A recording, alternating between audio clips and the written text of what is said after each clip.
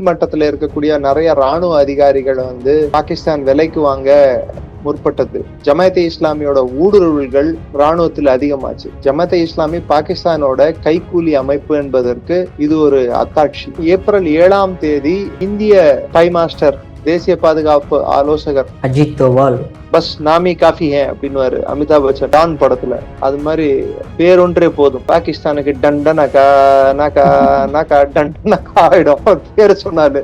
இது இன்னைக்கு பங்களாதேஷ்க்கும் தெரியும். ஓடி விளையாடு பாப்பா, ஆனா என்கிட்ட ஆடாத பாப்பா அப்படின்ட்டு. ஆடினா என்ன நடக்கும் தெரியும் அவங்களுக்கு. So that's not going to be possible. Zone of peace அதெல்லாம் சொல்றதுக்கு நல்லா இருக்கும், ஆனா it is not possible அப்படின்னு சொல்லிட்டாரு. So அன்னைக்கு ராணுவம் மறுத்ததால், விமானப்படை மறுத்ததால், மொத்தத்துல இந்தியாவோட உளவு அமைப்புகள்ல இருந்து ராணுவ அமைப்பு வரைக்கும் இதை மறுத்ததால் அரசாங்கம் ஒன்றும் பண்ண முடியல. அவ்வளவு ஈஸியா ஒத்துக்க மாட்டாங்க. அது எல்லா அரசியல்வாதிகளுக்கும் தெரியும். சில பேர் அரசியல்வாதி, சில பேர் அரசியல் வியாதி. நாட்டின் பாதுகாப்பை கேலிக்கூத்தாக்கம் நினைக்கும் ஒவ்வொருவரும் வியாதிகள்.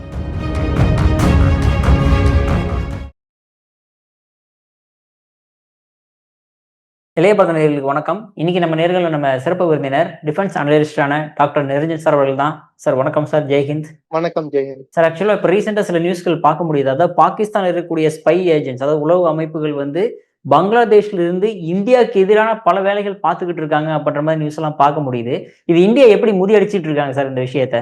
அடிப்படையா யூனிஸ் இருந்த காலத்துல பாகிஸ்தானோட உளவு அமைப்பு பங்களாதேஷ்ல ஒரு புனர்கட்டமைப்பு, அதாவது பங்களாதேஷ ஒரு பேஸா யூஸ் பண்ணி, ஒரு லான்ச் பேடா யூஸ் பண்ணி இந்தியாவுக்குள்ள குறிப்பிட்டு நம்மளோட வடகிழக்கு மாகாணங்கள்ல தீவிரவாதத்தை உண்டாக்குறதுக்கு பெரிய பிளான் போட்டாங்க. லஷ்கர்-இ-தொய்பாவோட அமைப்பை சேர்ந்த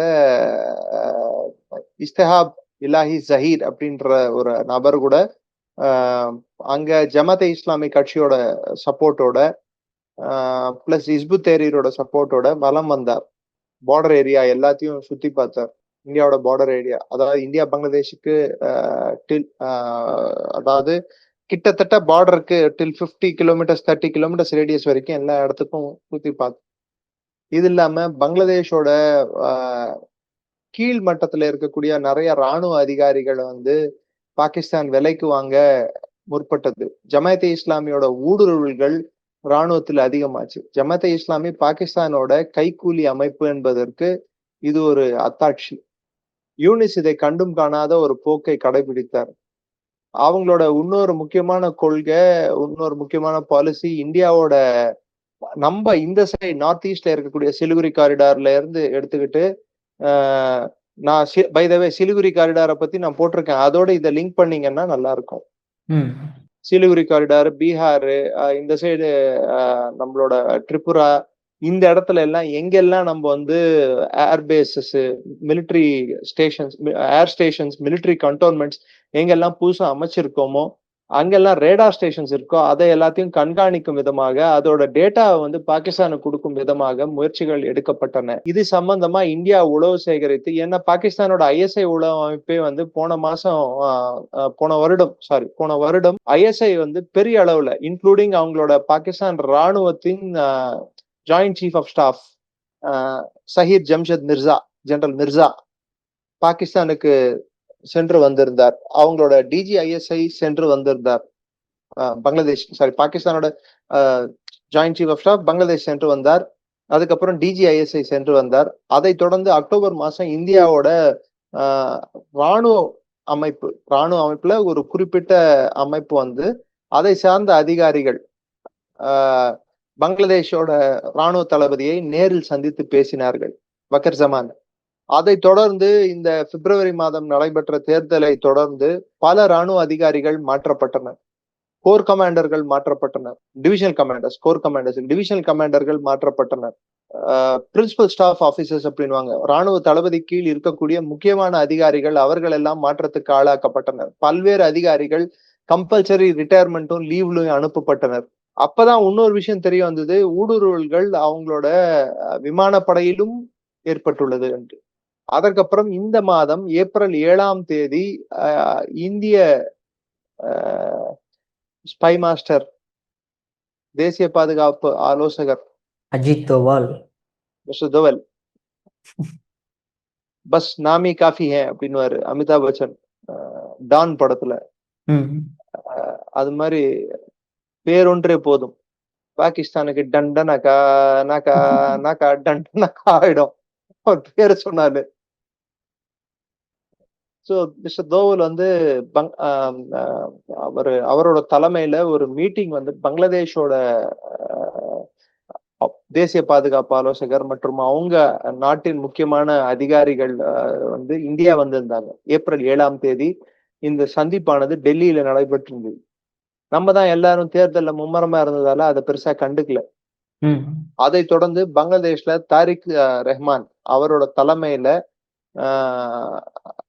கலீலுர் ரஹ்மான் சொல்றவர் தான் வந்து அவங்களோட உள்துறை மந்திரின்னு நினைக்கிறேன். இவங்க தலைமையில பெரிய கிராக்டவுன்னா யாரெல்லாம் வந்து அரசுக்கு எதிராக செயல்படுகிறார்களோ, நாட்டுக்கு எதிராக செயல்படுகிறார்களோ, இந்தியாவுக்கு எதிராக செயல்படுகிறார் அவங்க மேல ஒரு பெரிய கிராக்டவுன் நடந்தது. அதுல ஜசூர், டாக்கா, சிட்டகாங் இங்க இருக்கக்கூடிய ஏர் பேசஸ் விமான தளவாளங்கள்ல இருக்கக்கூடிய கீழ்மட்டத்தில் இருக்கக்கூடிய பல்வேறு பங்களாதேஷ் விமானப்படையை சேர்ந்த வீரர்களையும் middle rank JCO NCO rank பண்ணுவாங்க, ஜூனியர் கமிஷன்ட் ஆபீசர்ஸ், நான் கமிஷன்ட் ஆபீசர்ஸ், இதுல பல்வேறு அதிகாரிகளை கைது செய்யப்பட்டார்கள். அதுல திடுக்கிடும் விஷயம் என்னன்னா, ஒரு குறிப்பிட்ட சதவீதம் கணிசமான நம்பர்ஸ் மாயமாகியுள்ளார்கள் பங்களாதேஷை விட்டு. இது என்ன விஷயம் ஃப்ளோட் செய்யப்பட்டதுன்னா, இவங்க தேரிகே தாலிபான் ட்ரைனிங் கொடுத்துட்டு இருக்காங்க இவங்களுக்குன்னு சொல்லிட்டு, அதாவது இவங்க கைபர் பக்துன்வா போயிருக்காங்கன்ட்டு. இந்தியா கிராஸ் வெரிஃபை பண்ணும்போது தேரிகே தாலிபான் வந்து ஒரு பிம்பம், அது வந்து ஒரு ஃபால்ஸ் நெரேட்டிவ். அவங்க பேரை சொல்லி பாகிஸ்தான் வந்து இவங்களை வேற இடத்துக்கு அனுப்பியிருக்காங்க. வேற இடத்துக்குன்னா இவங்க வந்து டர்க்கிஷ் இன்டெலிஜென்ஸும் ஐஎஸ்ஐயும் ஒன்னா செயல்பட்டு இவங்களுக்கு, ஏன்னா இஸ்புத் தெஹ்ரீருக்கும் டர்க்கிக்கும் டைரக்ட் கான்டாக்ட் இருக்கு, துருக்கியே. ஸோ துருக்கியக்கும் பாகிஸ்தானுக்கும் டைரக்ட் கான்டாக்ட் யூஸ் பண்ணி அவங்கள வந்து ட்ரெயின் பண்றதுக்கு ட்ரை பண்ணிட்டு இருக்காங்க. இதுல ஹிஸ்புத் தெஹ்ரீர் அமைப்பு மிகப்பெரிய ரோல் பிளே பண்ணிது. ஸோ தேரிகே தாலிபான் வந்து எங்களுக்கு இதுல எந்த பங்கும் இல்லைன்னு சொல்லி அவங்க தெரிவித்ததுக்கு, டைரக்டா தெரிவிக்கிறோம்னா எப்படி தெரிவிச்சாங்க, எப்படி நம்மளுக்கு விஷயம் சேகரிச்சோம் அதெல்லாம் கேட்காதீங்க. நம்மளுக்கு தேவை பிளேட்ல இட்லியும் வடையும், அது மாத்திரம் தெரிஞ்சுக்கிட்டா போதும். வடை எப்படி சுட்டாங்க, இட்லி எந்த இதுல நீராவில வந்ததா இல்ல கேஸ் அடுப்புல வந்ததா, இதெல்லாம் உங்களுக்கு தேவையில்லாத விஷயம். இல்ல சார், ஒரு கியூரியாசிட்டின்னு ஒண்ணு இருக்குல்ல, நான் உட்பட விஷயம் வந்துருச்சு. இலைமறைவா காய்மறைவா இருந்தாதான் அது வந்து குடும்ப லைஃப்க்கு மட்டும் இல்ல, நாட்டின் பாதுகாப்புக்கும் அது பொருந்தும். யார் எவ்வளவு தூரத்துக்கு எந்த அளவுக்கு தெரிஞ்சுக்கணுமோ அந்த அளவுக்கு அவ்வளவு தூரத்துக்கு தெரிஞ்சுக்கிட்டா போதும். எல்லாத்தையும் தெரிய வச்சோம்டான்னா குடும்ப வாழ்க்கையில் மட்டுமல்ல, நாட்டின் பாதுகாப்பிலும் அந்தரங்கம் புனிதமானது. இந்தியாவின் அந்தரங்க ரகசியங்கள் எல்லாருக்கும் தெரிய வேண்டிய தேவை இல்லை. நான் உட்பட தெரிக்கே தாலிபான் கூட தெரிஞ்சுக்கிட்டு இருக்காங்கன்னா அதுக்கு நம்மளுக்கு பல்வேறு வழிமுறைகள் இருக்கு. என்னால என்ன வழிமுறைகள்ன்ட்டு என்னால கணிக்க முடியும், எனக்கு புரிஞ்சுக்க முடியும். நான் ஒன்னும் அடிச்சு விடுன்னு சொல்லிட்டு பேசுற டைப் நான் இல்லை. அது மாதிரி பேசவும் முடியாது, கூடாது. குறிப்பிட்டு அரசு சார்ந்த விஷயங்களை, ராஜாங்க ரீதியிலான விஷயங்களை, பாதுகாப்பு சார்ந்த விஷயங்களை, அதுவும் உளவு அமைப்பு சார்ந்த விஷயங்களை வந்து நம்ம வாய் புளித்ததோ மாங்காய் புளித்ததோன்ட்டு பேசக்கூடாது. சில பேர் பேசுவாங்க, அவங்க விதிவேலை ரெடியா இல்லை. ஸோ அப்படி இருக்கும் சூழ்நிலையில இந்த விஷயம் கசிஞ்சிருக்கு வெளியே. தேரிக்கே தாலிபான் நாங்க கொடுக்கல, எங்க கிட்ட வரல, எங்க கிட்ட நாங்க கிராஸ் வெரிஃபை பண்ணிட்டோம், யாரும் இல்லைன்னு சொல்லியிருக்காங்க. அவங்க ஆப்கானிஸ்தான்குள்ளேயும் போகல, அதையும் நம்ம வெரிஃபை பண்ணிருக்கோம். பட் பலூச்சிஸ்தானை யூஸ் பண்ணியிருக்காங்க. பலூச்சிஸ்தான் வெளியா, நார்த்தன் பலூச்சிஸ்தான் வெளியா அவங்க வேற ரூட்ல ஈரான் ரூட் எடுத்து திரும்பி துருக்கி வரைக்கும் போயிருக்கிறதா தகவல்கள் தெரிவிக்கின்றன. ஸோ இதுல டர்க்கியோட ஹேண்டும் ஐஎஸ்ஐயோட ஹேண்டும் இதுல இருக்கு. டர்க்கிஷ் இன்டெலிஜென்ஸோட ஹேண்டும் ஐஎஸ்ஐயோட ஹேண்டும். ஸோ இதுல இருந்து என்ன தெரிவதுனா, பங்களாதேஷ வந்து ஈஸ்டர்ன் ஃபல்க்ரம் அப்படின்னு ஒண்ணாங்க. வெஸ்டர்ன் ஃபல்க்ரம் அப்படின்னு சொல்றது வந்து பாகிஸ்தான். தீவிரவாதத்துக்கு ஒரு அழுத்தமான பிடிமானம் இருக்கக்கூடிய இடம் பாகிஸ்தான். ஈஸ்டர்ன் சைடு அழுத்தமான பிடிமானம் இருக்கக்கூடிய இடம் ஒரு காலத்துல பங்களாதேஷ். இப்போ அந்த பிடிமானம் வந்து அவங்க கையை விட்டு நழுவி போய் பல வருடங்களாவது. திரும்பி அந்த பிடிமானத்தை ஏற்படுத்துவதற்கு பாகிஸ்தான் பல்வேறு முயற்சிகள் எடுத்தது. அந்த முயற்சிகளை முறியடிக்கும் வகையில் தான் இப்பொழுது இந்திய அரசாங்கம் அரசியல் ரீதியாக உள்நாட்டுல முயற்சிகளை எடுக்குது, பாதுகாப்பு ரீதியிலான முயற்சிகளை எடுத்துக்கிட்டு இருக்கு, பொருளாதார ரீதியிலான முயற்சிகள்ல தான் பங்களாதேஷ் எண்ணெய் பற்றாக்குறை வந்தா கூட இந்த அரசாங்கம், நம்மளுக்கே கூட உலகளாவிய அளவுல எண்ணெய் பற்றாக்குறை இருந்தா கூட 5000 டன் எண்ணெய் பங்களாதேஷுக்கு ஏன் கொடுக்க தேவை இருந்ததுன்னா அதுக்கும் ஒரு பர்பஸ் இருக்கு. பங்களாதேஷுக்கு எண்ணெய் கொடுத்தோம் நம்ம. அதுக்கப்புறம் பங்களாதேஷ் இந்த கிராக் டவுன் நடத்தி இருக்கு. இந்தியாவுக்கு எதிராக செயல்படும் குழுக்களை கைது பண்ணியிருக்காங்க. இந்தியாவுக்கு எதிராக தீட்டப்பட்ட சதி திட்டம் முறியடிக்கப்பட்டுள்ளது.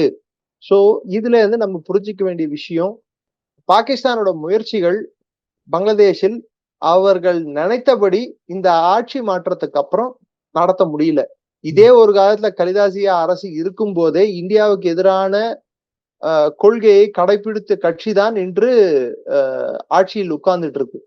ஆனா அவர்களே நினைத்தாலும் இந்தியாவை அச்சுறுத்தல் கொடுக்கும் வகையில் ஏதாவது பண்ணோம்னு நினைச்சாலோ ஏதாவது பண்ண முயற்சித்தாலோ அது நடக்காதுன்னு அவங்களுக்கே தெரியும். ஏன்னா யூனிஸ் இருந்த காலகட்டத்திலேயே இந்தியாவுக்கு எதிராக அவர்கள் தீட்டிய பல்வேறு சதி திட்டங்கள்ல அமெரிக்க உளவாளிகளும் அமெரிக்க பிளஸ் பாகிஸ்தான் உளவாளிகளும் கிட்டத்தட்ட 18க்கும் மேற்பட்டோர் கொல்லப்பட்டுள்ளார்கள் பங்களாதேஷ் டாக்கால மாத்திரம், அன்னோன் கன்மனால்.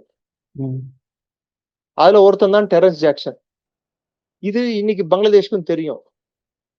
ஓடி விளையாடு பாப்பா, ஆனா என்கிட்ட ஆடாத பாப்பா அப்படின்ட்டு. ஆடினா என்ன நடக்கும் தெரியும் அவங்களுக்கு. So that's not going to be possible. அதனால கெட்டிக்காரத்தனை என்னடான்னா, யாரை நம்ம ஜெயிக்க முடியாதோ அவனை நண்பனாக்கிடு. ஸோ தாரிக் ரஹ்மானுக்கு என்ன பயன்டான்னா, இந்த 1.5 வருஷம் யூனிஸ் இருந்த காலகட்டத்தில் இஸ்பு தஹ்ரீரும் ஜமாத்தே இஸ்லாமியும் இன்னைக்கு ஜமாத்தே இஸ்லாமி எதிர்கட்சி. ஒரு காலத்துல இவங்க கூட கூட்டணி கட்சியாக இருந்த கட்சி இன்று எதிர்கட்சியாக செயல்பட்டு கொண்டிருக்கிறது. ஜமாத்தே இஸ்லாமிக்கும் பங்களாதேஷ் நேஷனல் பார்ட்டிக்கும் நிறைய கருத்து வேறுபாடுகள் இருக்கிறது. இந்த கருத்து வேறுபாடுகள் காரணமாக அவங்க எல்லாத்துலயும் ஒருங்கிணைந்து வேலை பார்க்க முடியாது. ஜமாத்தே இஸ்லாமியை கண்ட்ரோல் பண்ண வேண்டியது அவங்களோட தலையாய கடமை. இல்லைன்னா அவங்க அரசு பறி போயிடும். ஷேக் ஹசீனாக்கு நடந்த நிலைமை தாரிக் ரஹ்மானுக்கும் நடக்கிறதுக்கு வாய்ப்பு உண்டு. அது நடக்காம பாத்துக்கணும்னா அவங்களுக்கு இருக்கக்கூடிய ஒரே ஒரு லூப் ஹோல், இன்னும் சொல்ல போனா ஒரு சப்போர்ட் எதிரானா இந்தியா. அவங்க இந்தியாவை சப்போர்ட் பண்ணி ஆகணும்னா இந்தியா அவங்க நாட்டுல இருந்து இந்தியா மேல எந்த அச்சுறுத்தலும் வராம இருக்கணும். அதுக்கு அவங்க இந்தியா கோஆபரேட் பண்ணி ஆகணும். இதுதான் இப்ப நடந்துருக்கு. இதை முறியடிச்சிருக்கோம். கிட்டத்தட்ட நூற்றுக்கணக்கான பங்களாதேஷ்ல இருக்கக்கூடிய விமானப்படையை சேர்ந்தவர்கள் கைது செய்யப்பட்டுள்ளார்கள். என்கொயரி போயிட்டு இருக்கு. இது நம்ம மீடியா பெருசா கவர் பண்ணல. இதை இப்ப நான் சொல்லிக்க விரும்புறேன் சார். அதே மாதிரி இப்போ இன்னொரு வரலாற்று சம்பவம் என்ன அப்படின்னு பாத்தீங்கன்னா, நம்ம சியாச்சின் கிளேஷியர் அதை நம்ம புடிச்சு கிட்டத்தட்ட 42 வருஷம் ஆச்சு. ஏன் மலை மேல ஏறி போய் அவங்க ஷூட்டிங் எல்லாம் பார்த்து பல வருஷம் ஆச்சு. சோ அது எப்படி சார் அதை நம்ம கண்ட்ரோல் எடுத்தோம்? என்ன மாதிரி நடந்தது இந்த டிஃபென்ஸ்ல? நம்ம பிடிக்கல, அது நம்மளோட இடம் தான். பட் இருந்தாலும் அவங்க ஆக்குபை பண்ண வந்தாங்க. பாகிஸ்தான் அத்துமீறி ஆக்குபை பண்ண வந்தாங்க. அத நம்ம முறியடிச்சு அதை நம்ம கட்டுப்பாட்டுல இருக்கிறத நம்ம கட்டுப்பாட்டுல இருக்குன்னு சொல்லி காட்டி இருக்கும். எப்படி சார் நடந்தது அந்த ஆபரேஷன்? சியாச்சின் கிளேசியர்ன்றது உலகத்திலேயே இருக்கக்கூடிய 2வது பெரிய கிளேசியர். அதாவது பனி உறைந்த பகுதி என்னுவாங்க பாருங்க. அந்த ரீஜன்ல இருந்தா நேச்சுரல் வாட்டர் இண்டஸ் நதிக்கு சோர்ஸே உருவாகுது. சிந்து நதிக்கு அதுதான் சோர்ஸே, மெயின் சோர்ஸே. அங்க இருந்து அந்த பனி உறைந்து அது தண்ணியா வரும்போதுதான். அதுக்கு முக்கியமான போகக்கூடிய வழிகள் பாத்தீங்கன்னா பெலஃபோன்லா, சீலா, இது மாதிரி 4 ரூட் இருக்கு. இதுல சால்டேரர் ரிட்ஜ்னு ஒரு ரிட்ஜ் இருக்கு. ரிட்ஜ் லைன் அப்படின்னா அந்த ரிட்ஜ் லைன் அது ஒரு கிட்டத்தட்ட ஒரு மலை கரெக்டா ஒரு இடத்துல கட்டார மாதிரி இருக்கும், பாறை கட்டார மாதிரி இருக்கும். அந்த ரிட்ஜ் லைன் ஓடும், சால்டேரர் ரிட்ஜ்னு சொல்லிட்டு. அந்த சைடு நம்ம சியாச்சினுக்கு அந்த பக்கம் இருக்கிறது ஷக்ஸ்காம் வேலி. நான் ஏற்கனவே சொல்லியிருக்கேன். ஷக்ஸ்காம் வேலி 1963ல சைனாக்கு தாராவாத்து கொடுத்தாங்க பாகிஸ்தான், இந்தியாவோட நிலப்பரப்பு அப்படின்னு சொல்லிட்டு. ஷஸ்காம் வேலி அது வழியா தான் இந்த காரக்கோரம் ஹைவே வருது. சோ சியாச்சினோட இம்பார்ட்டன்ஸ் இவ்வளவு இம்பார்ட்டன்ஸ் இருந்து 1978ல நம்மளோட ஹை ஆல்டிடியூட் வார்ஃபேர் ஸ்கூல் இருக்கு குல்மார்க்ல. அந்த ஹை ஆல்டிடியூட் வார்ஃபேர் ஸ்கூல்ல கமாண்டண்டா இருந்தவர், அவர் பேரு colonel Kumar. Subsequently became brigadier Kumar, Bull Kumar அப்படின்னு. அவர் மலை ஏறி இறங்குறதே ஒரு ஹாபியா வச்சுட்டு இருந்தாரு. அவர் பீரியட்ல தான் அந்த ஹை ஆல்டிடியூட் வார்ஃபேர்ன்ற கான்செப்ட் அவர் டெவலப் பண்ணாரு. சோ அந்த காலகட்டத்துல 78 அந்த பீரியட்ல நம்மளுக்கு முதல்ல தெரிய வருது பாகிஸ்தானோட மார்க்கிங். அமெரிக்காவை வச்சு அவங்க என்ன மார்க் பண்றாங்க, கார்டோகிராஃபரை வச்சு அக்ரிமெண்ட் என்னன்னா NJ9842 ஒரு மலைக்கு வடக்கே செல்லும் பகுதி பார்டர் அப்படின்னு சொல்லி கருதப்படுது அப்படின்னு சொல்றாங்க. வடக்கே செல்லும் பகுதின்னா அப்படி லைன் போட்டா அது இந்த சியாச்சன் கிளேசியர் பாகிஸ்தான் பக்கம் வருதுன்னு சொல்லிட்டு பாகிஸ்தான் கிளைம் பண்றோம். இது மத்த நாட்டை சேர்ந்த சிலர் ஜெர்மன் மவுண்டனர்ஸ் அவங்க போயிட்டு அவங்க இது சொல்றாங்க இந்தியாவுக்கு. சப்சிக்வெண்டா 82ல இருந்து இந்தியா என்ன பண்ணுது, ஹெலிகாப்டர் மூலமாக ரோந்து பணி மேற்கொள்ளுதாங்க. சில இடங்கள்ல பேஸ் கேம்ப் பெலஃப்ளோன்லா இந்த மாதிரி இடத்துல, சீலா, ஜப்பாங்லா இந்த மாதிரி இடத்துல எல்லாம் பேஸ் கேம்ப் எல்லாம் ஏற்படுத்துறாங்க. நம்ம இந்த மலைக்கு போற ரீச்சஸ் எல்லாம் நம்ம கவர் பண்ணா கூட அப்ப கூட பாகிஸ்தான் சைடு அவங்க அட்வான்டேஜஸ் பொசிஷன்ல இருக்காங்க. அவங்களால சீக்கிரம் ஏற முடியும்.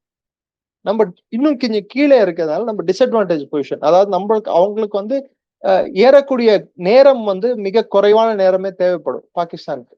நம்மளுக்கு ஏறக்கூடிய நேரம் அதிகமான நேரம் தேவைப்படும். ஏன்னா அந்த ஹைட் ஆஃப் த பீக் பாத்தீங்கன்னா 16,000 அடி 17,000 அடி, உலகத்தின் உச்சி கிட்டத்தட்ட. அங்க இருந்து மவுண்ட் K2 உச்சியை பார்க்க முடியும்னுவாங்க. சோ எவ்வளவு சிக்னிபிகண்டான ஒரு பகுதி பாருங்க. இத 84 வாக்குல இந்தியா என்ன கண்டுபிடிக்குதுன்னா, பாகிஸ்தான் இதை ஆக்குபை பண்றதுக்கு ட்ரை பண்றாங்கன்ற விஷயம் நம்மளுக்கு தெரிய வருது. அது எப்படி தெரிய வருதுன்னா, இங்கதான் உளவு அமைப்புகளோட வேலை என்னன்னு சொல்லிட்டு நம்மளுக்கு புரியும். அதாவது இன்சிக்னிபிகண்டா, அதாவது எது ஒரு பெரிய விஷயமா மத்தவங்க பார்க்க மாட்டாங்களோ அதை அவங்க பார்ப்பாங்க. இந்தியாவோட உளவு ஸ்தாபனமான RNDW பிற்காலத்தில் அதோட டைரக்டரா இருந்தவர், அவர் வெஸ்டர்ன் யூரோப்னா சுவிட்சர்லாந்து, பிரான்ஸ் இது போன்ற நாடு, அங்க ஒரு நாட்டுல சர்வ் பண்ணிட்டு இருந்தார். அவர் டிப்ளமேட்டிக் இம்யூனிட்டியோட சர்வ் பண்ணிட்டு இருந்தார். அதாவது கோவர்ட் ஆபரேட்டிவ், அதாவது பேரை மாத்திட்டு அதை மாத்திட்டு எல்லாம் சர்வ் பண்ணல, எம்பசியில சர்வ் பண்ணிட்டு இருந்தார். அவருக்கு தெரிந்து வந்த விஷயம் என்னடான்னா, பாகிஸ்தான் கிட்டத்தட்ட 400க்கும் மேற்பட்ட high altitude warfare shoots and அந்த பூட்ஸ். ஹை ஆல்டிடியூட் வார்ஃபேருக்கு அதுக்கு தனி ரகமான ஆடைகள் தேவைப்படும். அதுக்கு நார்மல் ஷூ யூஸ் ஆகாது. -20 -30 டிகிரி டெம்பரேச்சர்ல -20-30 மனுஷன் உயிர் வாழ்றதுக்கே உகந்த பகுதி இல்ல அது. ஆக்சிஜன் 10% 15% இருக்கும். லங்ஸ் சில நேரத்துல அந்த ஈரத்தன்மை உள்ள போயிட்டு லங்ஸ் ஃபங்க்ஷன் ஆகுறது நின்னுடும். ஆமா சார். பல்மனரி டிசார்டர் வரும், பிரெயின் ஃபங்க்ஷன் குறைஞ்சிரும், பிபி லோ ஆகும், மறதி வரும்.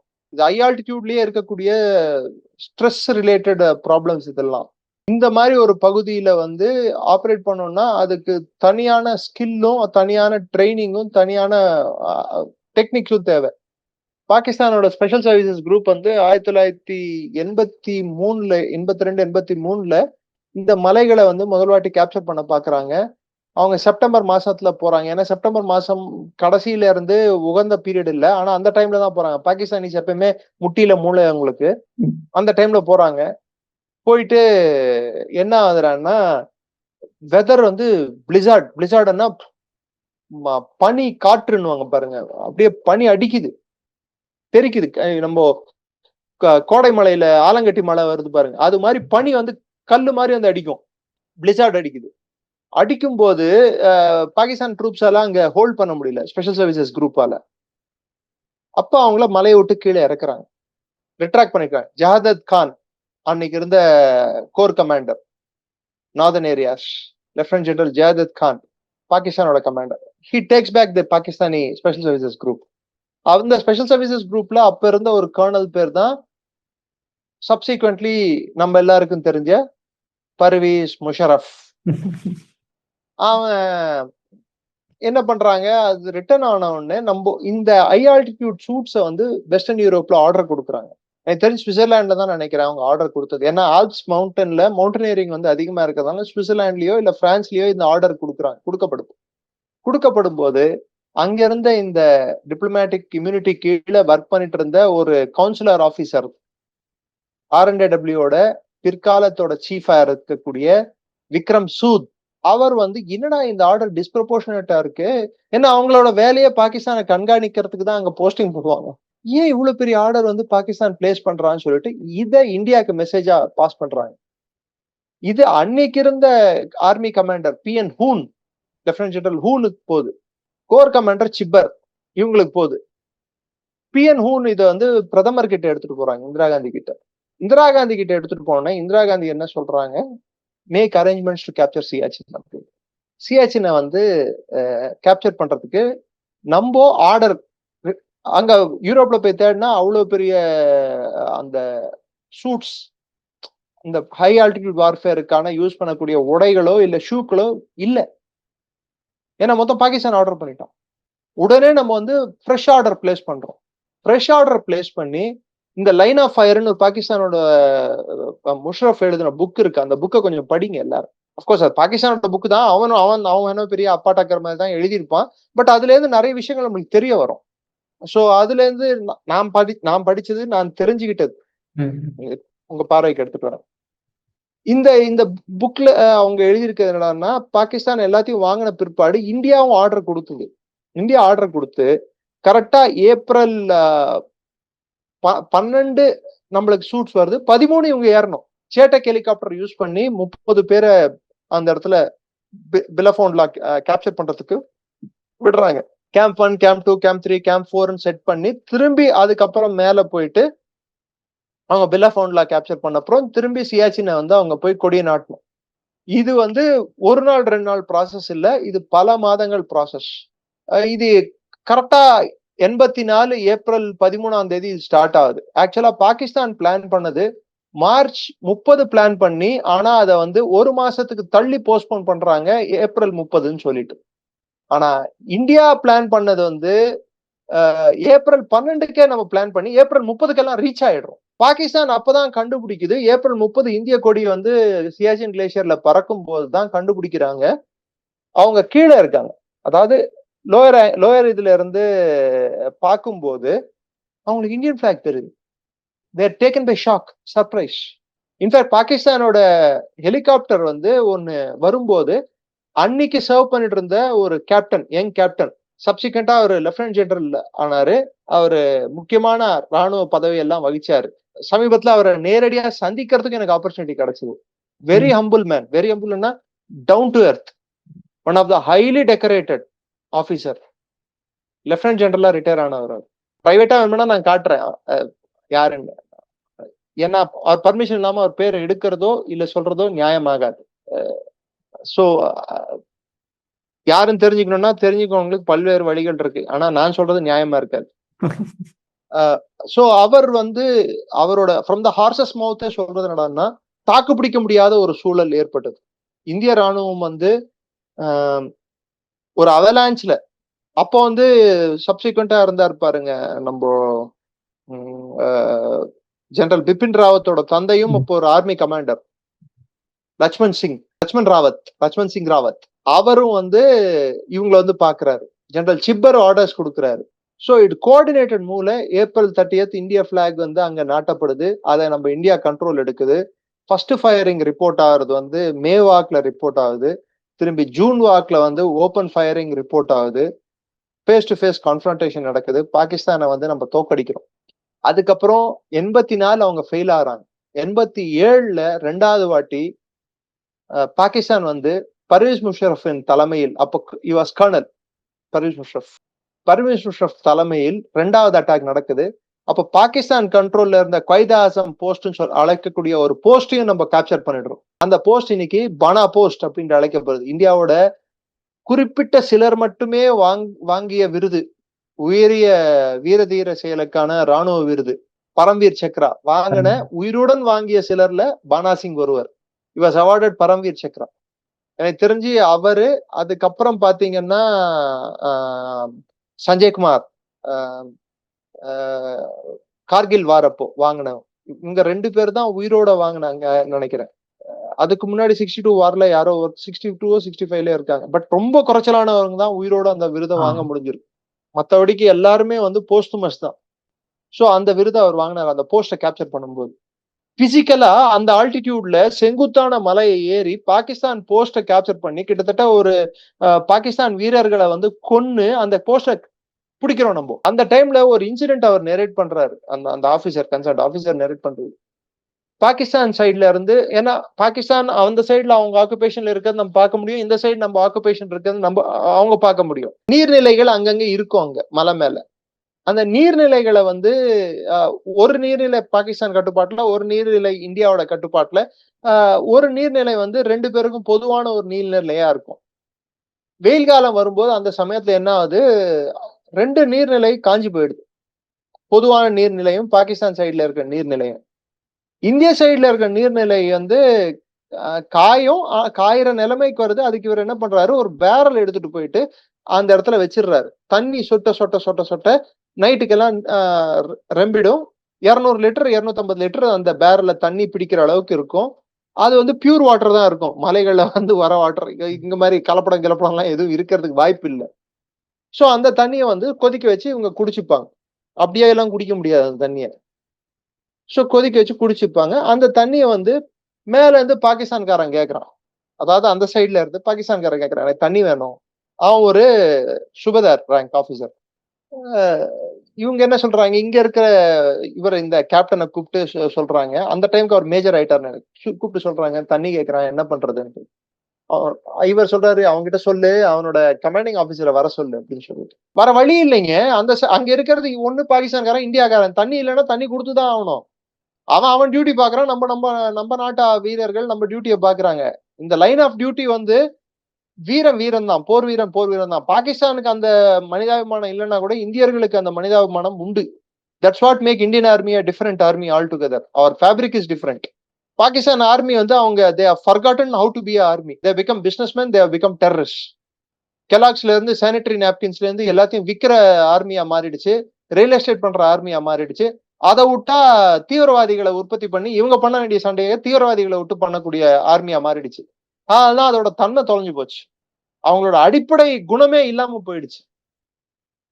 கேஜ்ல சிங்கத்தை போட்டு வச்சு டெய்லி நீங்க எலும்பு துண்டை போட்டே இருந்தீங்கன்னா, அது ஒரு நாள் காட்டுல அவுத்து விட்டீங்கன்னா அதுக்கு ஹண்டிங் பண்ண தெரியாது.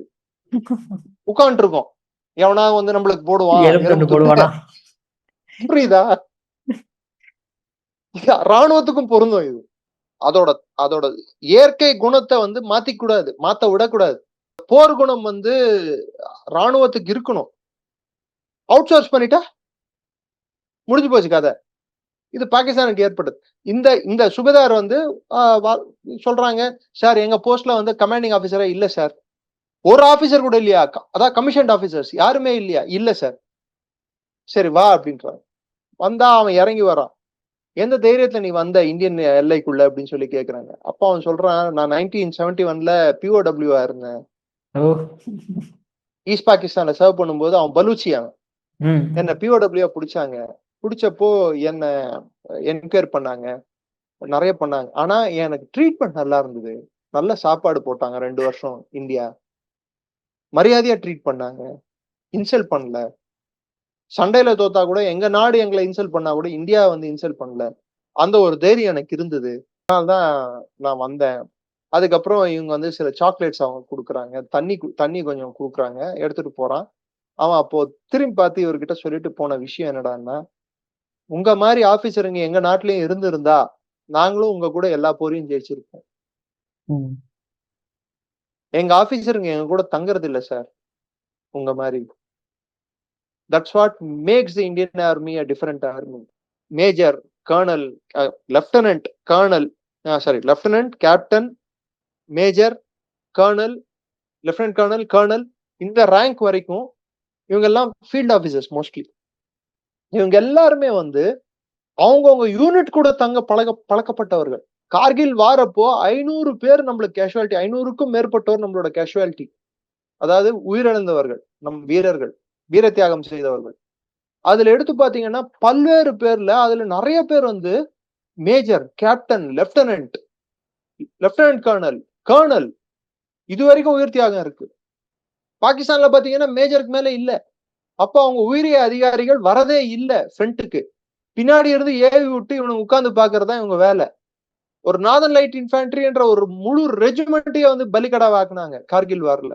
சோ இந்த சியாச்சின் கிளேசியர்ன்றது வந்து இன்னைக்கும் நம்ம கட்டுப்பாட்டுல வேர்ல்ட்ஸ் ஹையஸ்ட் பேட்டில் ஃபீல்டுன்னு சொல்றாங்க. அது பல கோடி ரூபாய் நம்மளுக்கு செலவாகுது. நடுவுல வந்து இந்திய அரசாங்கம் இதுக்கு முன்னாடி இருந்த அரசாங்கம் ஒரு ப்ரொபோசல் கூட எடுத்துட்டு வந்தாங்க. அத ஜோன் ஆஃப் பீஸா டிக்ளேர் பண்ற அமெரிக்காவின் அழுத்தம் காரணமாக. Because economy is important then protecting our borders அப்படி இருந்த அப்பற்பட்ட ஒரு எண்ணம் கொண்ட ஒரு பிரதமர் அப்போ இருந்தார். தீவிரவாத தாக்குதலே நடத்தினா கூட அமெரிக்கா கிட்ட தான் போய் கம்ப்ளைண்ட் பண்ணுவாரு, திருப்பி அடிக்க மாட்டார் அவர் பாகிஸ்தான்.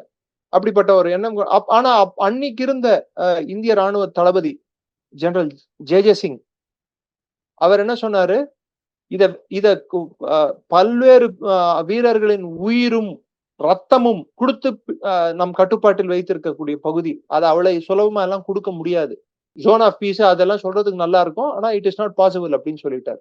சோ அன்னைக்கு ராணுவம் மறுத்ததால், விமானப்படை மறுத்ததால், மொத்தத்துல இந்தியாவோட உளவு அமைப்புகள்ல இருந்து ராணுவ அமைப்பு வரைக்கும் இதை மறுத்ததால் அரசாங்கம் ஒன்றும் பண்ண முடியல. பாகிஸ்தான்ல வெளிப்படையா வந்து அரசாங்கத்தை வந்து வழி நடத்தும் ராணுவம். இந்தியால வந்து வெளிப்படையா வழி நடத்த மாட்டாங்க. அரசியல் தலைவர்களுக்கு சல்யூட் அடிப்பாங்க, அரசியல் தலைவர்கள் சொல்வதை தான் கேட்பார்கள். அந்த மக்களின் வாக்கு யார் பக்கம் இருக்கிறதோ, மக்கள் செல்வாக்குடன் எந்த அரசு இருக்கிறதோ அந்த அரசுக்கு தோதாக நிற்பவர்கள் தான் இருக்கக்கூடிய இந்திய ராணுவம்.